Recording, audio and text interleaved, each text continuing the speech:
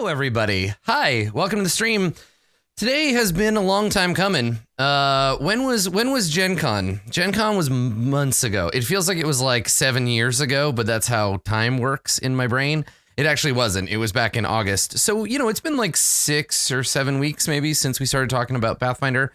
There have been lots of great first looks since then, but I've just been working with the folks at Paizo. They've been very busy getting a hold of a copy of the game so that I could take a look at it. And I've been putting it off, right? I didn't buy a copy at Gen Con because I didn't want to bring a 7,000 pound role-playing game home with me. And also because I wanted to wait until I had a PDF so that I could share it with you. So my first look at this game might be a bit delayed. You might have had a chance to look at Pathfinder 2 already.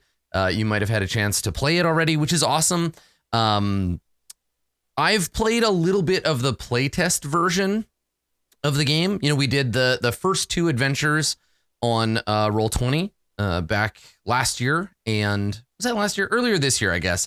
And there's a ton of really interesting stuff. So for me, my context for this, and I guess before I lay this out, just a little bit of disclosure. Normally I'll let you know when I do one of these first looks, if it's like a sponsored first look, because I do that. Sometimes people pay me to look at their games. Other times it's just because I'm interested. This one's kind of in the middle because I was given a free PDF version of the game and the bestiary by Paizo, but I'm doing this because I feel like it. Yeah, I don't Vex. So Vex Godglove asked, and I've been wondering about this in chat, is the book Zweihander big? I'm not sure. There's 642 pages in the core rulebook of Pathfinder, and we will take a look through most of them today. I'm not sure if this is more or less than the Zweihander book, but it's a lot. It's a big game. And I think for Pathfinder especially, that's kind of like one of their things is like, it's a big game with a lot of rules, and that's part of the brand, right? And so part of what I want to do today is talk about Pathfinder as like a brand, as a game, as like a thing in it, because I think here's the thing, like, yes, every game that's ever been released is a standalone object in its own right. You know, you put out a game and it exists cover to cover as it is, but every game exists within a context. And some games like Dungeon World, for example, and Pathfinder, additionally, they exist very much as part of a larger zeitgeist of like fantasy adventure role playing, right? Dungeon World is as much reliant on Dungeons and Dragons as Pathfinder was and remains today. But what's interesting is that Pathfinder 2nd edition, it's not only a response to itself, right? But it's a continued response to the ongoing environment in which it is designed and employed, right? So there is this tree. Imagine a tree in your mind, right? And when it was a sapling and it had no branches, it was just Dungeons and Dragons. But very early on, it started spawning additional versions, right? So Dungeons and Dragons split off into basic D&D and advanced Dungeons and Dragons, and then basic Dungeons and Dragons split into the Rules Cyclopedia and Red Box, and advanced Dungeons and Dragons had 2nd edition. And now the tree contains not only the core stuff, right? Not only the main Dungeons and Dragons line, but it has these powerful, strong branches that stand on their own. When we start looking at things like the OSR, we look at Pathfinder, there's this massive kind of branching, this fractalizing of role-playing games, of this specific kind of role-playing game.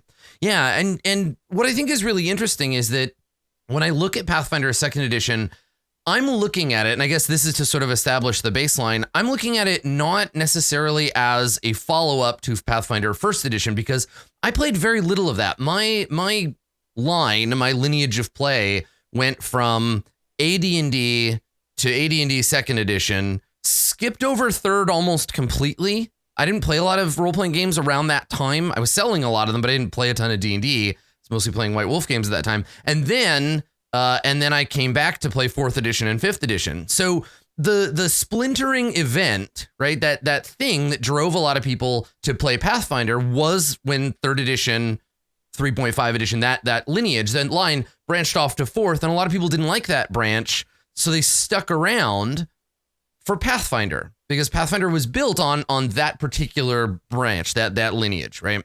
So Pathfinder is a highly complicated game. It always has been. And what I'm interested in looking at now is that Pathfinder as a system is no longer responding to nobody wants to play. And this isn't exclusively what Pathfinder did. Obviously, it's its own game in its own right. And I think we're going to see, based on what I know of the beta, I think we're going to see that Pathfinder 2nd Edition is even more its own game than Pathfinder 1st Edition was. And that's the stuff I'm most interested in. But really, it's a response to people being really excited about playing 5th Edition. That's the new audience, right? And I've made some comments before about my assumption here, right? The audience that they're aiming at obviously is they want to retain as a company, as designers, as people who want to sell stuff. They are, I would assume, attempting to retain as much of the Pathfinder 1st Edition audience as possible, right? Every time you move into a new edition, you're going to lose audience. There's going to be people who say, nope, this is it. This is the perfect game. I don't ever want to play another game. I am set, right? But I think they want to retain as many of those people as possible, right? They want to make the game possible to play and to invite people who have never played any role-playing game, right? Because every RPG, you want to have the opportunity for it to be their first RPG, for it to be something that they can play regardless of ever having played anything. So that's another part of the audience. And what I think is interesting about Pathfinder 2nd Edition is now they have to draw in this audience. You want to grab some of that audience who has been playing 5th Edition for 5 years, because we all, regardless of whether we want to acknowledge it or not, regardless of whether we're happy about this or grudging about this, Dungeons and Dragons is the North Star that all other games and all other game players are navigating by, right? Whether you admit it or not, that it is a huge presence. Dungeons and Dragons fingerprints are all over every role-playing game and all over the hobby in general. So you always have to think about getting people from that game to try your game, right? Like for us, for Dungeon World, the way that we do that is by saying it feels like fantasy adventure that you're used to, but the rules are different. They're streamlined, whatever. I'm curious to see what the Paizo team puts forward to grab that 5e audience. And my thought is that they're going to lean into what makes Pathfinder, that it is a more complicated, more granular experience. Now, if you're a video game player, I often sort of put forward that like 3rd edition is kind of analogous to Diablo 2, right? And when Diablo 3 came out, a lot of people were like, no, this is not my Diablo. I don't want to play it. I'm going to go play Path of Exile, which is way more complicated and super granular and just kind of feels like an advanced version of Diablo 2. And so that same branch. But this game is like Path of Exile 2. Like it's something else. And I wonder what that's going to look like, right? Yeah, and I think Torchlight, right? Torchlight is also like Torchlight is the Dungeon World of that analogy. You know, so anyway, we're going to take a look at the core rulebook of Pathfinder 2nd Edition. There's 642 pages. I'm super excited. We have lots of time to hang out and do this. I don't have anywhere else to be, so this one should be a nice in-depth look at Pathfinder. So I'm excited, and I think, remember, if you're coming to this and you're like, I'm going to know what Adam thinks of Pathfinder 2nd Edition versus Pathfinder 1st Edition, I'm not going to be able to help you, because all I know about 1st Edition was the art is bomb. There's a lot of monster manuals, and it's a super complicated game I never really played. I've played a little of the beta of Pathfinder. Honestly, it was still a little bit over my head, but I could see already there are a few things, and we'll talk about it as we go through it. There are a few things in it that were very, very cool. I will say this about Pathfinder 1st Edition. There was a rule book, and I've actually used this rule book in 5e with a little work. There is a bestiary or a bestiary in the first Pathfinder that is all Indian, Chinese, Japanese, Korean, Southeast Asian monsters, like from their mythology. And as you can imagine, for Court of Swords, that has been very useful to me. But I think we're coming back, right? We're coming back to the core stuff. And I'm really interested to see how Pathfinder makes a game that is both crunchy but accessible to people who want to try it out. So let's begin our first look at Pathfinder 2nd edition. So you got to start with that Wayne Reynolds cover, right? You got to have the action adventure on the front. It's interesting to me because Wayne Reynolds art, and this is a case, and this happens in fantasy sometimes. D&D's got this too, where a particular artist and a particular game are very like tightly tied together, right? Like Root wouldn't look as good without Kyle Farron's art. Kyle Farron's art and Root go together. Braum and Dark Sun, Tony DiTerlizzi and Pathfinder, right? We get these things where, yeah. And so for me, whenever I see Wayne Reynolds art elsewhere, I immediately think Pathfinder, even though he kind of got started with Eberron, right? So it's interesting seeing that. So here is our cover, right? Here's the cover. We get the Pathfinder branding with the core rulebook. We have the designers' names on the cover, and we got some adventurers fighting a dragon. This is like very standard fantasy cover art. Honestly, like one thing that I'm gonna miss. This is gonna be a point I'm gonna miss every goddamn time. These characters aren't just generic characters. These are like specific people that exist in the adventure paths and have like names and personalities and stuff. It's not just a cleric, a rogue, and what I assume is like a fighter. These are specific people. So I have no context for these iconics except that I recognize them from page to page. I think it's a really strong branding choice because, and I think D&D did this too, right? What was the like Ragnar, that goofy fighter with the like bucket hat? But then 3 did it, but then 4 and 5 kind of stopped doing it. They're fighting a dragon. That's like, this is a thing. I really like that the dragon is using these wings as like arms.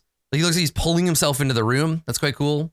It's a good looking dragon. I feel bad for that ranger's crossbow. That's toast. That's his name, Redgar. Yeah, or Regdar. Anyway, so yeah, I mean this is the kind of thing where if you see this on the shelf, you know what this game is about, right? You're like, this is a fantasy role-playing game. There's a dungeon, they're in it. There's a dragon, they're fighting it. There's a cleric, a rogue, and somebody who fights. There's dwarves, there's elves. It's fine. It's a fine cover. It's fairly generic, but I think that's kind of the point, right? To like incorporate people and to bring them in and to be like, hey, that's cool. I recognize that stuff. What is this Pathfinder business? So that's a great question. Let's learn. What is this Pathfinder business? So I want to shout out particularly. I really like, when I look at the cover of or the inside cover of a book like this, I'm interested in who designed this game. It makes me so happy to see Logan Bonner's name on the cover of this. Logan, if you're listening, you're the best. So Logan is a old friend of mine. Used to work at Wizards of the Coast. Excellent game designer in his own rights. He's been working at Pathfinder, working at Paizo for a while. Logan is very cool, and the reason why I say that isn't just that Logan is like a cool dude. It's that I know the kinds of games that Logan plays, right? And to further that point, if you look at the special thanks, and I know they're in like tiny little letters, but the special thanks are to people you might expect, like Dave Arneson, Gary Gygax, but also people like John Stavropoulos, who designed the X card. And Ron Edwards, who is basically the founder of the modern kind of indie RPG game design movement, right? So it's cool seeing designers that I know have like a deeper understanding of role-playing games in general. And then also people in the special thanks who indicate to me the kinds of people that inspired this game.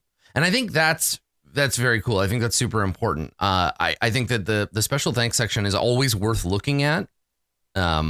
Because I think it's important. So let's take a look at the table of contents. Obviously, we're going to get deeper into the rules as we go, but there's a basic introduction to the game, right? What is this game about?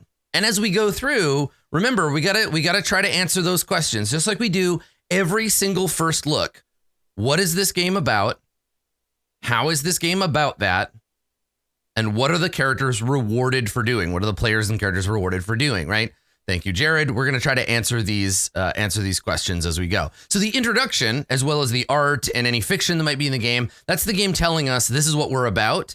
And then the rules are going to prove it, right? They're going to step up and they're going to prove to us that that's what this game is about.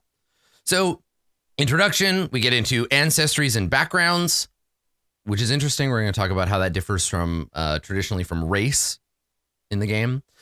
Classes, skills, feats, equipment, spells, and then the campaign setting, playing the game, right? Campaign setting, playing the game, a GMing chapter, which is like that's a nice thick chapter, right? That's not 15 pages, which is cool. Crafting and treasure, conditions, a character sheet, and our glossary. So I guess this book is a combined, you want to use D&D's paradigm, it is a combined player's handbook and Dungeon Master's Guide. That's right, yeah. And then there's a second book, which is the bestiary, which if we have time, we'll honestly flip through it just to look at the cool monster art.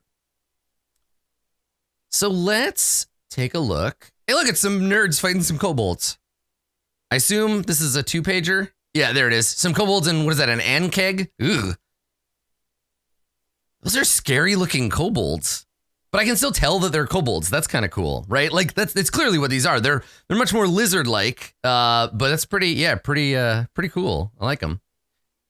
And then there's their best friend, the giant acid-drooling creature. Perfect. And then again, yeah, recognizable characters, right? I don't know who these people are, but apparently that's Selah, Seoni, and Sajan. I definitely recognize them, but I don't know who they are. Yeah, and then there's our big bug. So the introduction to the game, it's interesting because it's like, I wonder what percentage of people picking up a copy of Pathfinder that this is their first role-playing game ever, right? Like I could imagine getting together with your friends to play a role-playing game and having someone who has a ton of experience being the GM or whatever saying, here is the game we're going to play. And then you read this. But I wonder if anybody just wanders into a game store and this is the first thing that they pick up. I mean, you have to include this stuff, right? Like, I feel like every game needs to have this because it's not just to tell people what a role-playing game is, but it's to say, this is what we think a role-playing game is. And I think that's the context of this is what's important. And I think if we're going to take a quick look, this is what I always go looking for, right? So the first rule, I'm going to read this out loud and we're going to talk about this. The first rule of Pathfinder is that this game is yours. Use it to tell the stories you want to tell, be the character you want to be, and share exciting adventures with friends. If any other rule gets in the way of your fun, as long as your group agrees, you can alter or ignore it to fit your story. The true goal of Pathfinder is for everyone to enjoy themselves. So what I think is really cool about this first rule, it's a fairly standard inclusion in a chapter like this. Like usually we say like, you don't have to play exactly by the rules. A lot of games have this, but I think that the thing that salvages this, right? The thing that makes this not like the rules don't matter. Here's 642 pages of nothing. I think what salvages this is you can alter or ignore it to fit your story as long as your group agrees. It makes it a team effort. For the first rule in this reminds me of the same text in Zweihander, right? Where in Zweihander it says you can mess with these rules as much as you like, but you can't just do it as the game master, right? You can't just say, well, I changed the rules, too bad. Because in a game like this, doing that without any warning would be like patching Path of Exile mid-patch, right? Changing the rules midway through without announcing it, without alerting it. And what it does is it makes it so that players who understand the rules, for which this game rewards, right? A game like Pathfinder, a game like Burning Wheel, any complex game like this that requires and rewards system mastery, you can't just change the rules. They're very important. So it's not about a rule of cool. It's about agreeing to patch the game yourselves. It's about creating a table hack of the game rather than simply fiat fudging as you go. Yeah, I think that's great. And I think, again, like you want to encourage people to customize and personalize the game. That's how we get game designers. We encourage people to do that. So I want to know what the game master does in this game, right? So while the other players create and control characters, the GM is in charge of the story and the world. I hate the use of the word story in role-playing games, but that's a personal pet peeve. What does that mean, Pathfinder? The GM creates new adventures or can rely on published adventures, using it as a basis for a session, modifying it as needed. Being the GM is a challenge requiring you adjudicate the rules, narrate the story, and juggle other responsibilities. It sounds to me like when they say story, they mean the like narrative in the sense of like the stuff that happens outside of the PC's control, rather than like what's going on, right? Rather than saying this happens, it's like they're narrating, they're being everything else, right? I will say this, and this is something for me that I've seen a lot of discourse in the tabletop role-playing space about this paragraph and several other pieces of accessibility content in Pathfinder. So Pathfinder has always taken a stance towards inclusiveness in their design, right? As far as I know, Pathfinder was one of the first games to feature like non-binary and trans characters in their adventures. I feel like they've always been good about including LGBTQ characters. Their art tends to be fairly diverse in terms of like gender and ethnicity balance. But in second edition, they've taken all that stuff and they just put it in the game. They're just like, this is a part of the game. These are rules now. You have to play the game inclusively. And it's interesting seeing, and by say interesting, I mean frustrating and obnoxious, seeing people push back against that, right? That's really weird because, and I guess this is a thing that I'm very proud of Paizo for doing. They've always done so unashamedly. And I think that they know that some of their audience is going to be these kinds of like frustrated grognards. And so it's really nice that they don't care. It's really nice that they're like, well, we want everyone to be able to play the game. So Pathfinder is a game for everyone, regardless of their age, gender, race, or ethnicity, religion, sexual orientation, or any other identity or life experience. It's the responsibility of all of the players, not just the GM, to make sure the table is fun and welcoming to all. Yes, like, yeah, yes, and it's a rule. It's in the book. It's everyone's job. So if you are not taking your portion of responsibility to make sure everybody feels welcome, you are breaking the rules, which in a game like Pathfinder, don't do it, right? That's very cool. So yeah, it's taking this idea of like, yes, of course a role-playing game should be fun and welcoming to all. Like no shit, right? But putting it in the rule book makes it everyone's job. It makes it a rule. And that's important, right? That's very important because it's one thing to just say, of course it is, like on social media or whatever at a con, but putting it in the rules makes it real in a way that I think a lot of games are scared to do.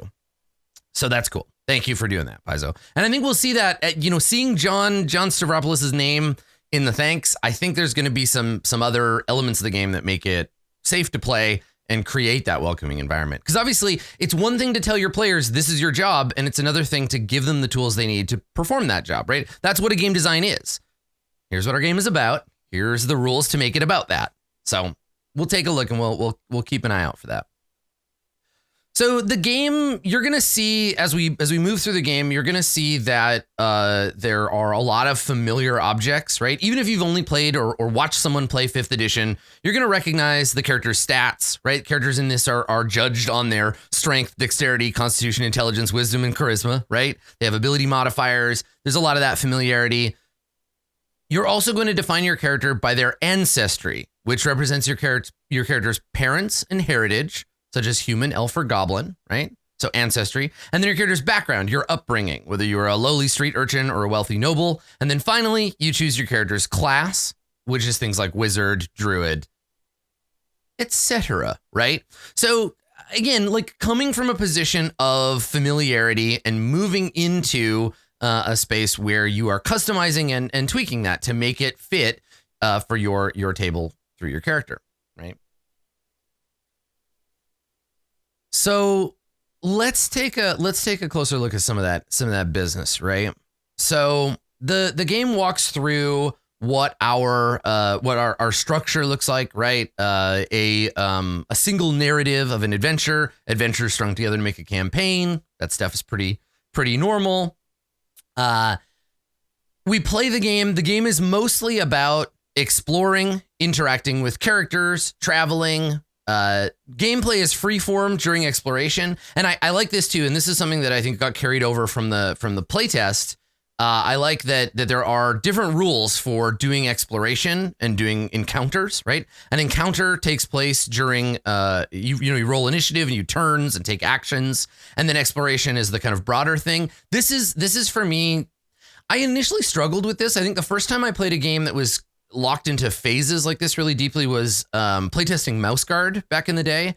And I think with Mouse Guard, when I saw like, oh, the player phase and the GM phase, I was like, why not just let me freeform it? I'm a role player. I know what to do. But then I actually played it and I realized, oh, okay. So yes, I understand now. There are structured phases and this is how the game works. And then now you can see like this is a fairly popular thing, right? Blades has this, Torchbearer has this, and yeah, it works real good in Mouse Guard. But sometimes if you don't understand a mechanic or sometimes you see something in a game you don't get, it can be hard to like get over that until you try it. So this game is broken down, I think, into 3 phases, right? Exploration, encounters, and downtime. Yeah, there you go, downtime. So this is great, right? Because the game is about like taking downtime, which is like, days or weeks or maybe even months to like do things that take longer, right? This is the montage sequence. Then you explore, which is a little bit more zoomed in, and then you take moment to moment encounter stuff when things are real serious.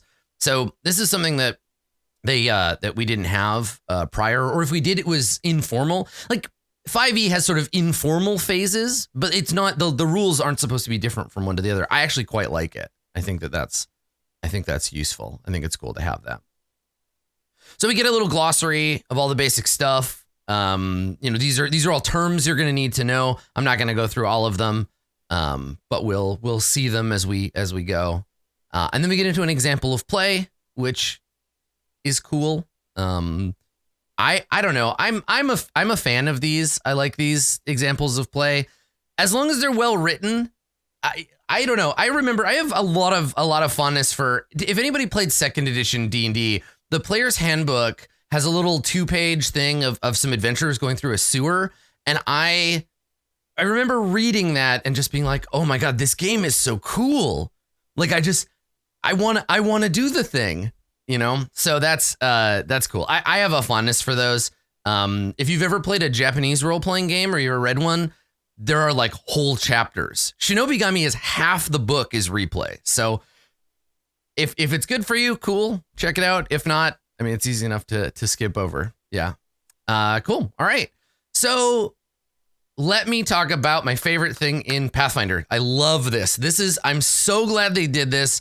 This is the absolute best thing, the best technology this game brings to fantasy role playing. I fucking love it. It's this action economy. So instead of saying you get a move action, an action, a bonus action, a free action, whatever, this game says you get 3 diamonds. You have three actions that you get to take in a turn. Now you can either do 3 1-point actions, you could do a 2 and a 1, or you can do 1 3-point action. And they use this in so many interesting ways. And we'll get into some of this later, but like, for example, maintaining a spell, right? If you cast Bless might be a 2-action activity. So you could like move, cast Bless, but then if you want to maintain Bless every turn, it costs you 1 of your 3 action points. So now you have to just hold that Bless, and as long as you're holding it, you can still cast other spells with 2 action activities. You can use 2 1-action activities, but you're always going to hold on to that 1 point. You reserve that mana bar. Also, this game has flexibility around making, so instead of saying like, if you cast Magic Missile, you could cast it as a 1, 2, or 3 action activity. If you do your whole turn casting a spell, the spell is going to be bigger and more impressive than it's going to be in a 2 or a 1-point version. It's so hot. I love it. Literally the very first combat encounter we got into when we played the playtest, I remember Dave and I just like talking afterwards on Discord, like, oh my God, that is so cool.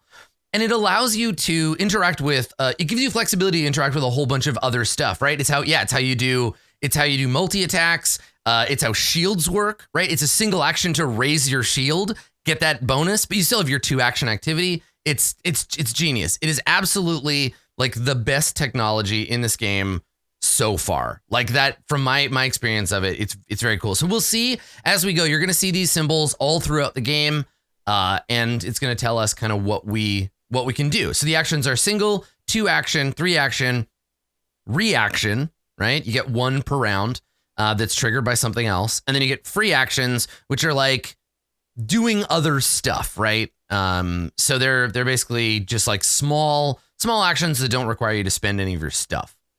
It's also really interesting in the sense of like allowing upgrades, in the sense that you may have abilities that mean you can cast a certain spell instead of 2 actions as a 1 action, or maybe you can maintain with with a free action instead.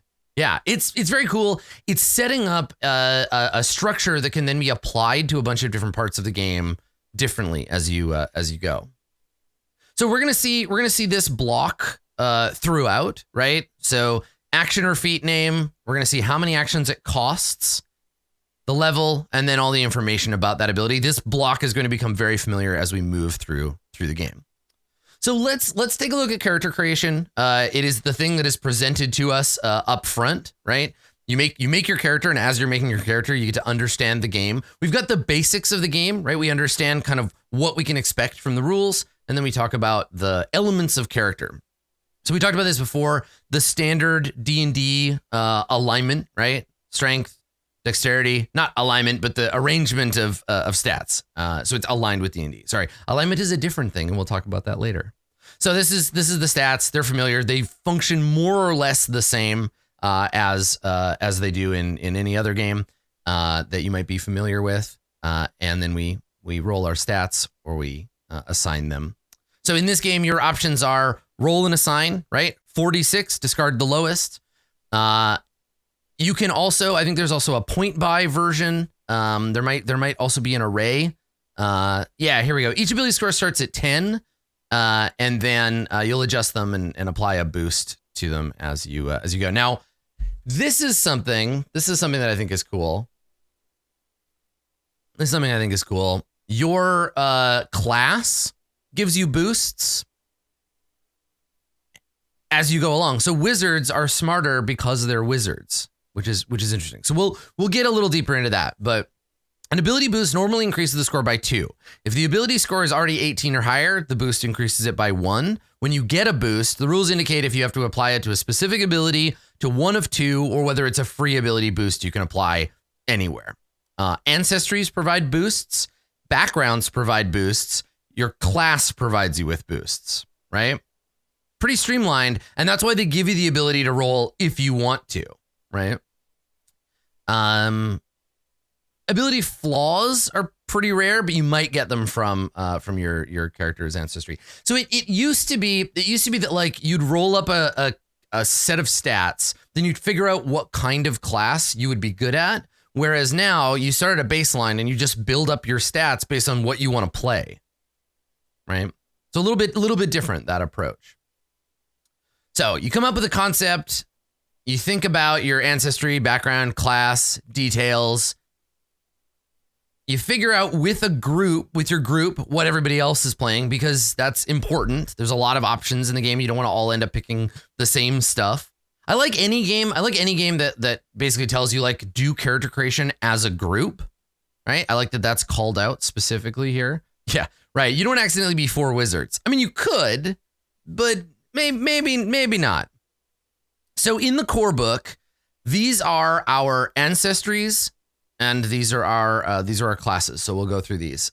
So you can be a dwarf, an elf, a gnome, a goblin, a halfling, or a human, right? And then you can see the boosts down below, right? So if you're a dwarf, you get a constitution boost, a wisdom boost, and then a free one, right? Any stat you want. Your flaw is charisma if you're a dwarf. So you can see all those laid out here. Humans get 2 free ability boosts, but no set ones. So they have a little bit more freedom, but they get less boosts overall. And I like this. So humans are incredibly diverse. Some, such as half elves and half orcs, even have non-human ancestors. So in this game, humans, and then there's a subset of humans that are half elves and half orcs. So that's an interesting thing. They're not their own distinct ancestry. You pull them in. Keep in mind that so Goblin as a core ancestry is interesting because Pathfinder, this is where we lean into Pathfinder stuff, because goblins in Pathfinder are a little different than goblins in D&D or goblins in other games that you might see. Yeah, they're big shovel-headed weirdos. Pathfinder goblins are quite good. They are definitely part of Pathfinder's brand. In the same way, gnomes are quite different in Pathfinder as well, and we'll see that as we get in there. Yeah, they're pretty cool. Pathfinder goblins are pretty great. So you'll have your character's ancestry. We'll get to backgrounds, but classes in this are also important, and this is where you get boosts additionally, right? So you can be an alchemist, making bombs, making concoctions. You can be a barbarian, right? There's Midriff. We know her. We've seen her before. There's Midriff the barbarian. She is looking haggard in this art. I kind of love it. You can be a bard, right? You can be a champion. So a champion is a warrior dedicated to a deity. So interesting that this seems to be the paladin archetype, right? The champion here. Yeah, right. She's gone through a lot. Yeah. Well, I like that the barbarian art isn't just like Conan, right? I like her. I've seen this character a bunch. She's really cool. I've seen a ton of good art of her. I don't know her name, but you can be a cleric. You can be a druid. You can be a fighter. You can be a monk. Look at this druid. Like a cool green gnome. So cleric, druid, fighter, monk, ranger, rogue, sorcerer, and wizard. Now, I think there are some other ones, right? I remember, I think witch is a class. I mean, obviously there's going to be like there's going to be supplements with additional classes as we go on. But yeah, I definitely remember having seen like a witch. There's like, I think a gunslinger class.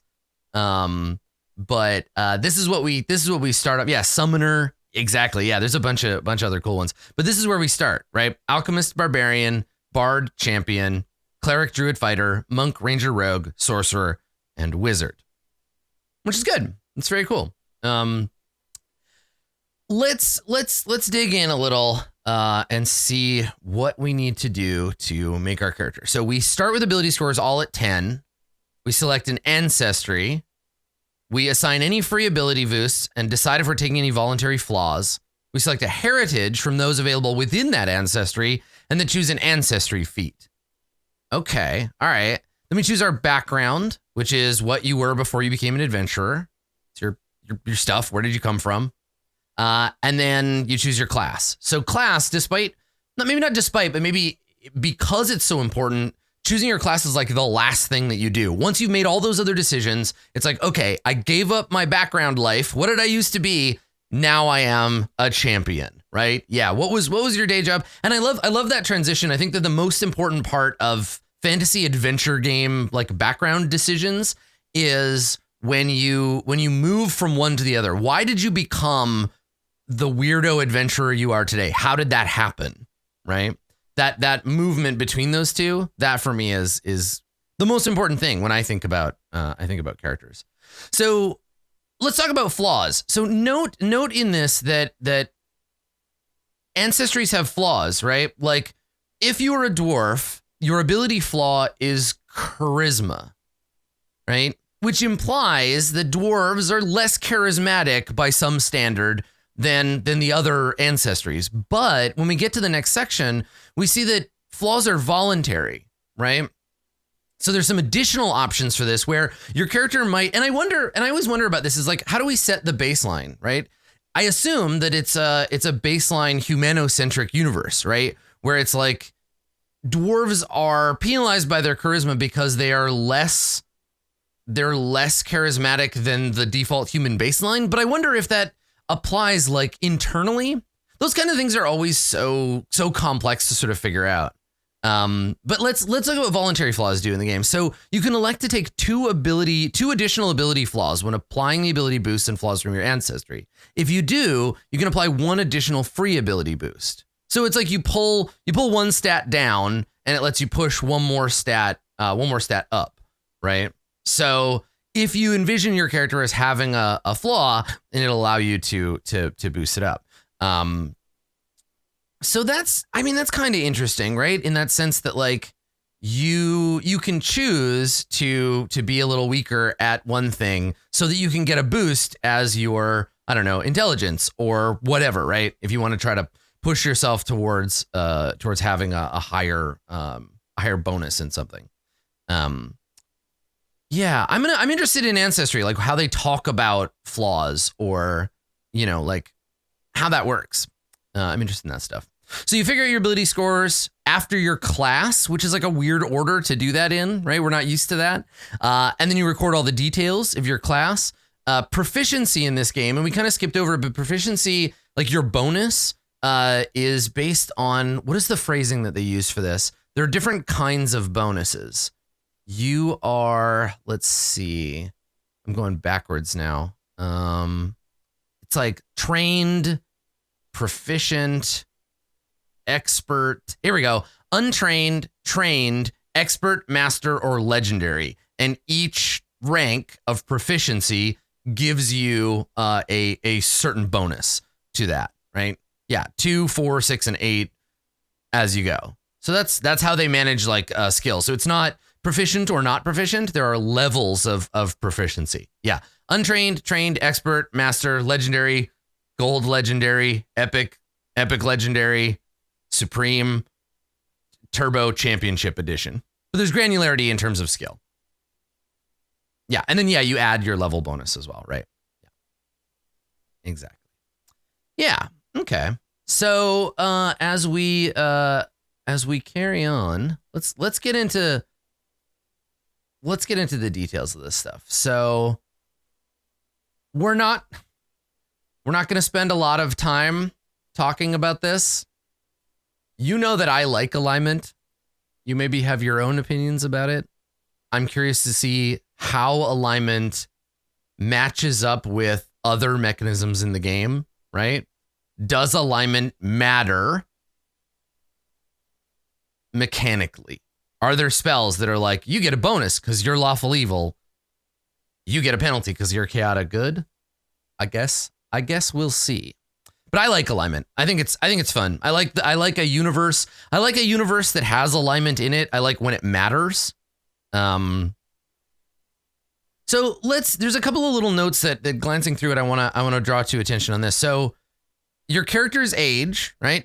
So description for your ancestry gives some guidance on age range for members of that ancestry. Beyond that, you can play a character of whatever age you want to be, but particularly young characters can change the tone of some of the game's threats. So it's recommended that characters are at least young adults. Again, it's responsible. It's a responsible thing to do, to say the characters in this game get into dangerous situations. And if you don't want your game to be about like 10-year-olds risking getting killed, keep that in mind, right? Like it calls it out, but says you can play characters of whatever age you want, but like be careful because this is a game with these kinds of threats in it. I also really like that it says, I'm just going to read it out loud. I'm going to read it out loud twice. Characters of all genders are equally likely to become adventurers. Record your character's gender, if applicable, and their pronouns on the third page of your character sheet. Characters of all genders are equally likely to become adventurers. Done. Like, that is just like a clear statement. That is a rule in the game. Record your character's gender, if applicable. If your character identifies with a particular gender, write it down along with their pronouns on the third page of the character sheet. This is a rule. This is part of character creation. You can't skip this. You can't assume anything about your character or anyone else's character, and it forces a conversation. Now, maybe with your group, you know your group well enough that you don't all have to stop and talk about this. Maybe you know one player prefers to play characters that are agender, or one player always plays characters that are women. Maybe that's something that's just normal for your group and you can assume it, but the game calls it out, right? The game specifically says like, do this, right? I think that's great. It's one of these things where it's like, it's a rule, and just like all the other rules in the game, if it doesn't apply to your group, you can change it, but it's not optional. It's not an add-on. Gender is not a DLC, right? I think that's cool. Yeah. So, and so you do that as part of the game. We're going to talk a little bit more about hero points when we get to it. These are things that allow you to stave off death, make rerolls. You earn them. It's a player reward system. This is kind of like, I don't want to say it's inspiration because there's more specific stuff, but in our game, I always gave when we played the playtest, I always gave Dave a hero point for reading the most current rules and letting the group know what had changed about their characters. That was something that Dave like really liked doing and was really good at. And so I handed out a hero point for that. And we'll talk more about what they're rewarded for and how they work. And then, yeah, as Chap pointed out, bulk is how much weight you can carry around. It's your encumbrance rating. So we'll talk about that again as we get through. This is all kind of first step stuff. Adam is making his first Pathfinder care. Paizo, stop watching me where I live.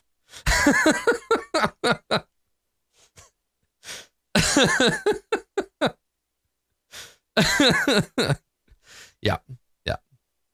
I mean, I know it's just like I have a very common name. It's not a big deal, but it's really funny. It'd be really funny if this were like an auto-filling field where I would just pull your first name from your paizo.com username or whatever and just pulled it in.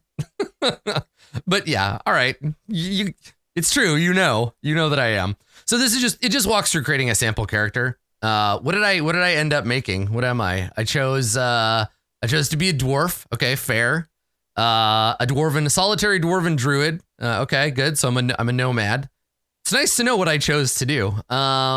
Moving on to class features, I chose wild empathy and shield block, and I chose some primal spells. I mean, I feel like I probably would have gone with, occultist, but yeah, mini druid Grigori works great for me. I'm into it. Yeah. So we'll talk a little bit. I see chatting about this. We'll talk a little bit about this when we get into hero points a little more. But I think hero points are the place where you could, if you're running a show of Pathfinder 2, where you could turn some of that stuff over to your audience, right? The audience could reward hero points for certain stuff. I think that's a pretty cool. Idea. Because again, I'm coming at this from like my specific needs, and so I'm always thinking about like, how would I do a show of this? So when we level up in this game, you increase your level by 1. You subtract 1,000 XP from your total. Interesting. I want to know more. Okay. All right. Increase your level by 1, subtract 1,000 XP, increase your maximum hit points by the amount listed in your class entry, add your class features, select feats as indicated on your advancement table, add spells and spell slots if you get those, increase all your proficiency bonuses by 1, right? Because you always add your level, and then adjust bonuses from feats and other abilities. So feats are very important to Pathfinder, and we'll see as we get there. Ooh, is this the introduction to the Ancestries chapter? This is like a gnomish Christmas village. It's kind of cool. Sure is. Ancestries and backgrounds. So a character has, this is interesting. And this, it's an active choice. It's an active choice to get rid of race and bring in ancestry. And I've said lots of times that like, if I change something about Dungeon World, this is a place I would start too. I like the idea of separating race from ancestry. Ancestry is the culture your character hails from, and what that culture values for you, right? So you have an ancestry and a background, both of which you'll choose during character creation. You also select a number of languages for your character. Once you choose your ancestry and background, they can't be changed because that's part of who you are. You can't go back and change that. I guess unless you went back in time. I guess you could go back in time and you could adjust your own destiny, and then that would change your background. I'd allow it. Ancestries express your culture your character hails from. Within many ancestries are heritages, subgroups that have their own characteristic. An ancestry provides ability boosts, hit points, ancestry feats, and sometimes additional abilities. Okay. Backgrounds describe training or environments you experience before becoming an adventurer. Provides ability boost, skill training, and a skill feat. Okay. All right. Good. So let's take a look at an ancestry entry. Look at that dwarf. Holy shit. She's so cool. Whoa. Well, that's great. All right. Cool. So the easy thing to do would be to show like Gimli on this page, right? Gimli. But instead, We get this fancy dwarf. That's very cool. So dwarves have a well-earned reputation as stoic and stern people, ensconced within citadels and cities carved from solid rock. While some see them as dour and humorless crafters of stone and metal, dwarves and those who have spent time among them understand their unbridled zeal for work, caring far more about quality than quantity. To a stranger, they can seem untrusting and clannish, but to their friends and family, they're warm and caring, their halls filled with the sounds of laughter and hammers hitting anvils.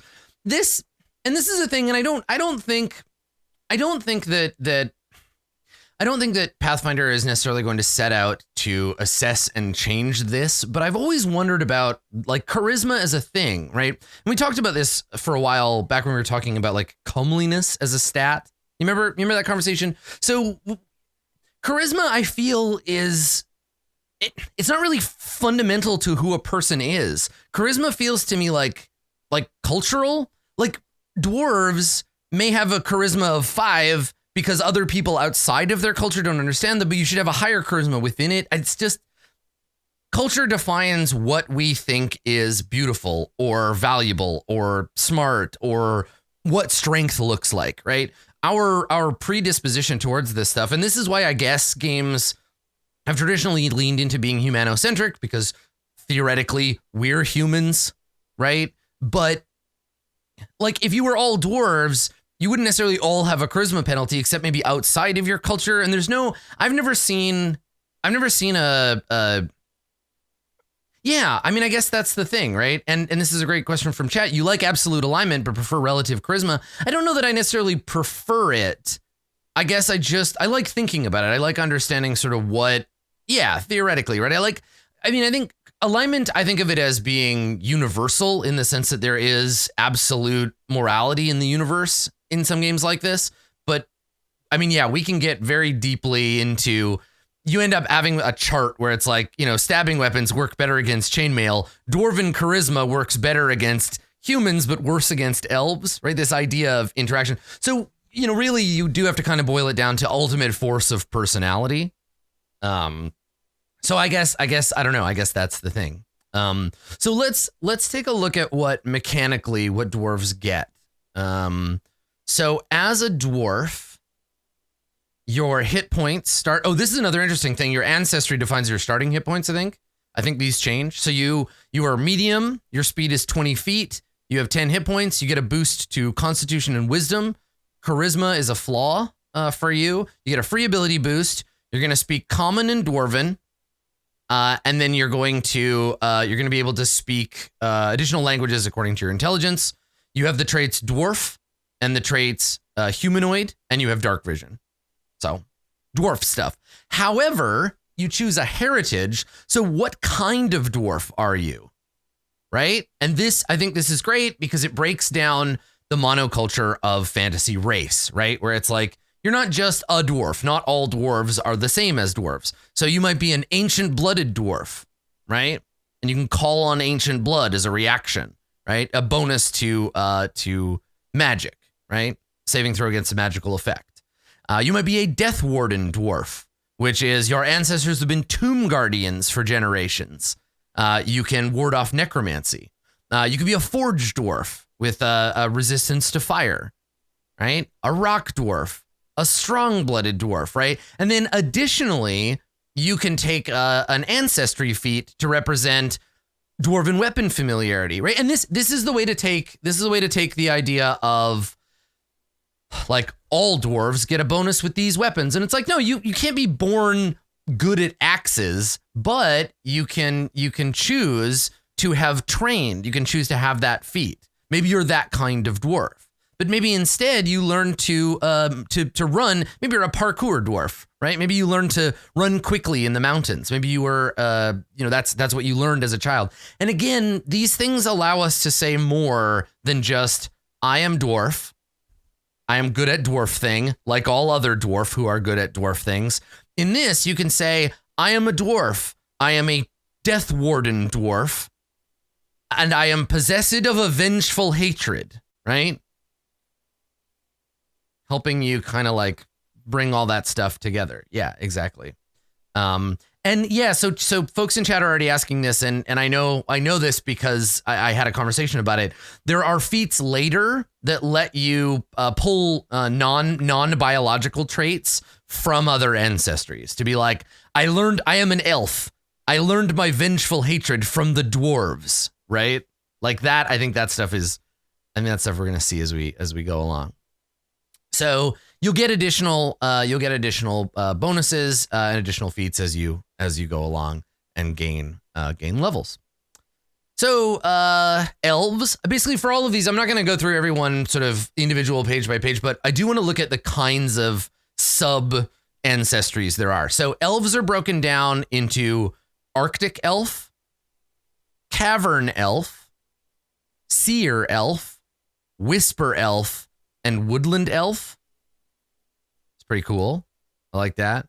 And then you can take, oh my God, forlorn. Oh my God, being sad gives you a +1 saving throw bonus against emotion effects.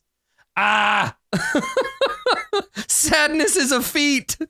I'm taking it. I'm a sad Arctic elf.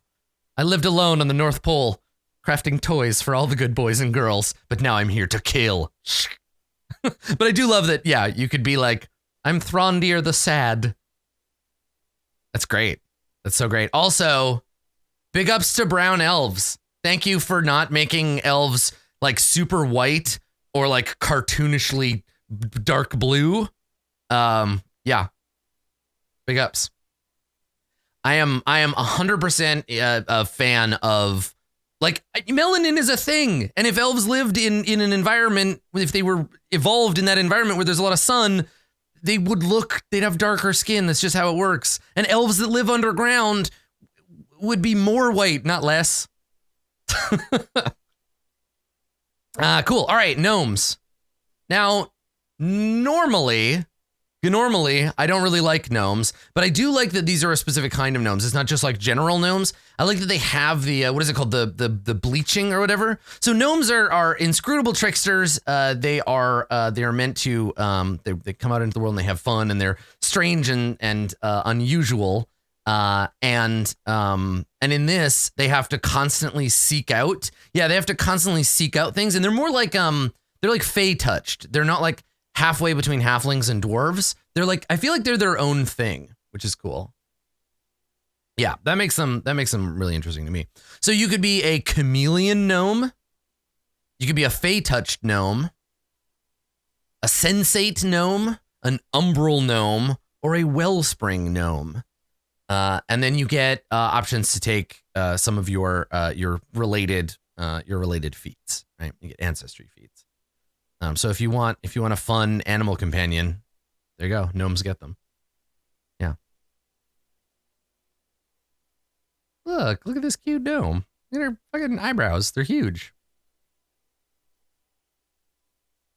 So goblins.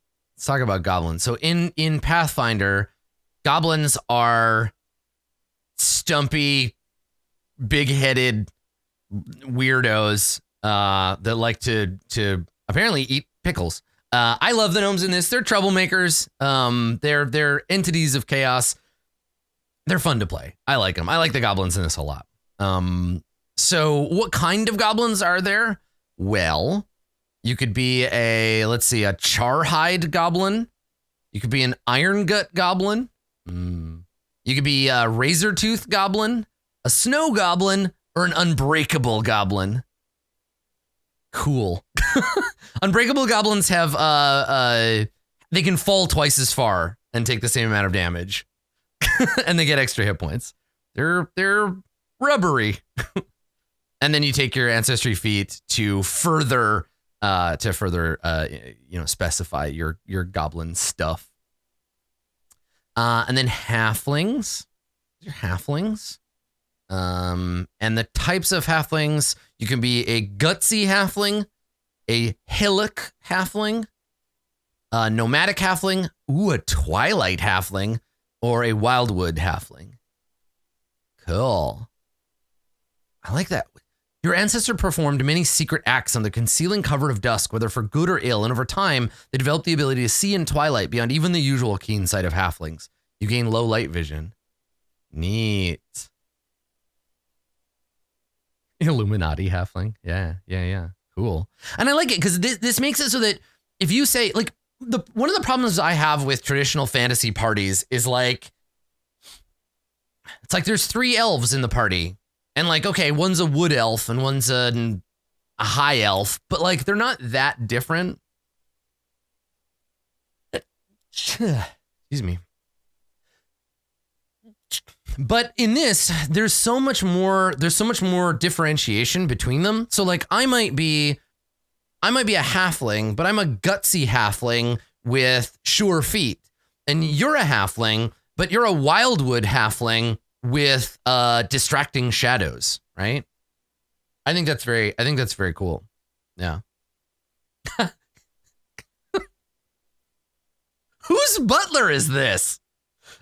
And can I have a cupcake? That's awesome. It's Matt Colville. Yeah, but he's a halfling. And then we get our humans. So look at this handsome nerd. Look at this guy.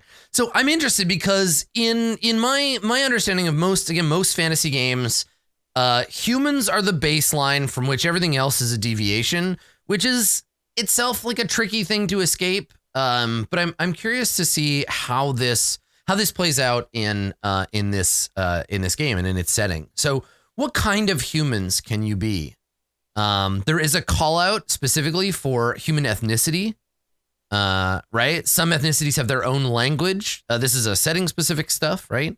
So humans can be any of these ethnicities, regardless of where you're from or what you call home, because you could be raised somewhere else. Half elves and half orcs are a kind of human in this, which is interesting. They appear primarily human, so they're variations of humanity. And so how does this work? You create a half-elf character by selecting the half-elf heritage at level 1. It gives you access to elf and half-elf ancestry feats in addition to human ancestry. So yeah, you get to mix and match your own. So you could be like, I have one human ancestry feat and I have one half-elf one, right? Like those. Yeah, okay, that makes sense. And so you can start picking and choosing from other ones in that thing. Right. Okay. So there's a half elf. That's a fucking cool looking half elf. Damn. That is very cool. Yeah. So yeah, Coriolis Storm wanted me to call this out. By default, half elves and half orcs descended from human, but your GM might allow you to be the offspring of an elf, orc, or a different ancestry. In these cases, GM will let you select the half elf or half orc ancestry as the ancestry for this other ancestry. The most likely other parent of a half elf or human are gnomes and halflings. The most likely parents of a half orc are goblins, halflings, and dwarves. So there you go. You ever want to be a half dwarf, half orc? Done. You want to be a half halfling, half elf? Rock and roll, do it. So heritage is a way, exactly, heritage is a way to allow that. Yeah.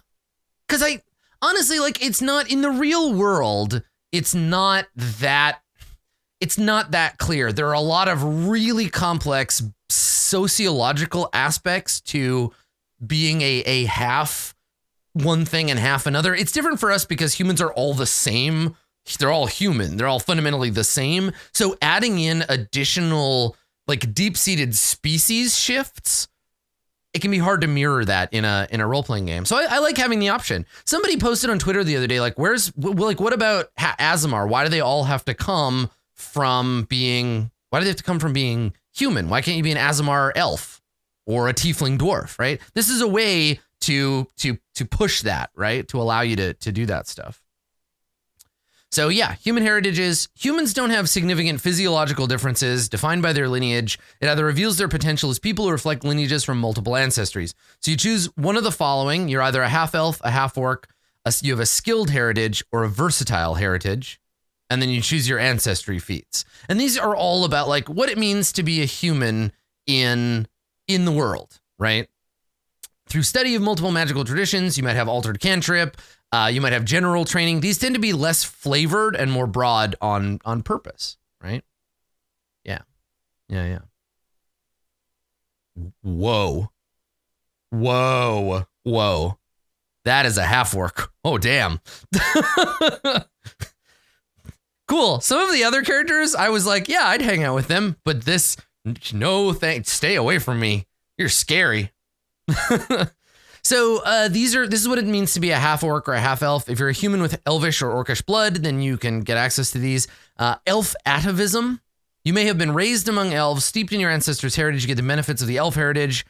You typically can't select a heritage that depends on or improves an elven feature you don't have, right? So you're like, I'm a human, but I was like raised by Arctic elves, right? And then you have these options as a half elf. And then half orc. I love this. I love that the first feat for half orc is monstrous peacemaker. So the fact that you are dual human and orc gives you a perspective that allows you the very first feat, the first thing that they set forward isn't like, you're a monstrous killer. It's like you're a diplomat. You understand what it's like to be more than one thing. You have one foot in a monstrous world, and so understand it in a way that allows you to. And you can still be like possessed of orc ferocity, right? Fierceness in battle. But you have an option to be like, no, actually, I want to play. Yeah, right. There's both. It allows you to be a bunch of different stuff. So half orc, you could be like, I'm a half orc bard and I'm a famed diplomat, and everyone sees me as being like the bridge between worlds. It's very cool. I like it. And then we get into background, so it allows you to place. Now, yeah, G Warthog pointed out, and I want to address this. It pointed out that it is in alphabetical order, but they chose to call it Monstrous Peacemaker, which puts it at the front of the list. Right? They could have named it anything. Like, people make design decisions for a reason. Cool. So then your background gives you, let's see, 2 ability boosts and then training in certain skills. So you could be, I'm just going to read these as we go. I'm going to read the list. You could have been and then became an adventurer. You could have been an acolyte, an acrobat, an animal whisperer. That could have been your job. An artisan, an artist, a barkeep, a barrister, a bounty hunter, a charlatan, a criminal, a detective, an emissary, an entertainer. Look at this guy. You could have been, this is like I got this sword from my father. I'm going on a quest. I also killed this giant wolf. So you can be an entertainer, a farmhand. Oh, there's the farmhand. This is not the PC in this drawing. This is the PC looking up to another adventurer as a child. That makes sense. Okay. Yep. Yeah, exactly. There's Luke. There's Obi-Wan. So a farmhand, a field medic, a fortune teller, a gambler, a gladiator, a guard, an herbalist, a hermit, a hunter, a laborer, a martial disciple. So like you grew up in a monastery or a military academy. A merchant, a miner, a noble, a nomad, a prisoner, a sailor, a scholar, a scout, a street urchin, a tinker, a warrior. Wow, look at that. Lots and lots of options. So these are all things that you could have been, and each one is going to give you skill boosts or ability boosts and skill training for various things. And they're quite open, right? And the challenge of a background is like you want people to think of a concept and then pick a background that fits it, but also be able to pick a background and then expound on it. It's going to be able to fit both of those things. So I think most of the time, if you pick, you kind of think about where you want your character to have come from, because you do concept first, and then you find the part that fits, right? And then this is what you were, and then you left that life behind, right? And it gives you boosts as you go. So here are all of our languages, right? You earn a bunch of languages. I like that sign language and reading lips, right? Again, this is a neat thing to call out. Like there is a sign language and read lips skill feat. Right? If you're creating a character who is deaf, hard of hearing, or unable to speak, discuss with your GM whether it makes sense for your character to know sign languages or lip reading. If so, your GM might allow you to select one of these feats for free, even if you don't meet the prerequisites to represent your character concept.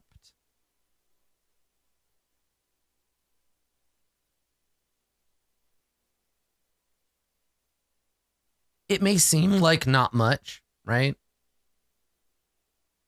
It may not seem like it's a big deal, but being able to say, I would like to play a character who is deaf and I would like to be able to have a character who does sign language, and I know there's a feat for that. There is a point in the book you can point at and say, can I have sign language and read lips for free? And this encourages your GM to do that. Because again, remember, this is a rule. It does say your GM might allow you, but there's also a rule that says it's everyone's job to make the game inclusive and fun. So this is a way to represent disabled people in the game. I think it's great. It's very cool. We're going to see little bits and pieces of those all over the place.